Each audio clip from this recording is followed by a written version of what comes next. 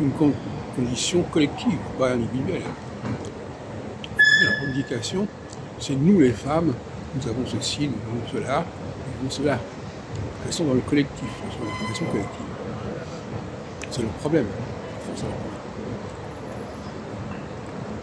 Effectivement, une femme qui fait des enfants, c'est pas quelque chose d'extraordinaire. Elles sont interchangeables. Une peut remplacer l'autre. Alors que dans le domaine créatif, il faut avoir une personnalité unique, quelque chose qui est incomparable, et qui n'est pas le cas des femmes. Donc il y a les choses comme elles sont. Donc la condition féminine, c'est la condition d'une conscience collective. La condition masculine peut avoir une dimension collective, mais elle peut aussi avoir une dimension individuelle et personnelle forte. Pour les grandes personnalités de l'histoire, on peut dire que 80% sont des hommes.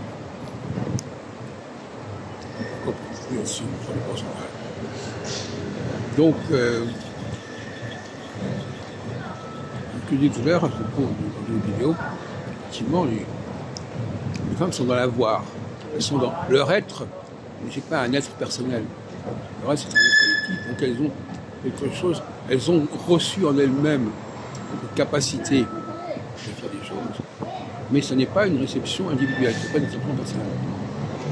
Même si effectivement Marie reçoit l'annonciation de la naissance de Jésus, quelque chose d'unique quelque part, mais c'est quelque chose de miraculeux, si on peut dire. Mais en réalité, les femmes ne sont pas désignées comme des êtres individuels, personnels, remarquables. Ce sont des collectivités, ce sont des communautés. Les femmes, c'est pour ça que la femme est beaucoup plus favorisée par la phase notable, alors qu'elle est défavorisée par la phase cardinale. Voilà ce que j'ai voulu dire. De la même façon, ce qu'on appelle les topiques sensoriels, le fait que les hommes ont une certaine sensibilité et les femmes une autre sensibilité, ce n'était pas non plus une affaire personnelle. Ce n'est pas non plus quelque chose de complètement commun à tout le monde, mais c'est commun à la moitié des gens, peu importe, commun à tout un ensemble de personnes. Et donc, que ce soit la capacité de faire des enfants, la capacité de ressentir certaines sensations sensorielles, olfactives ou auditives, ça n'a rien de personnel.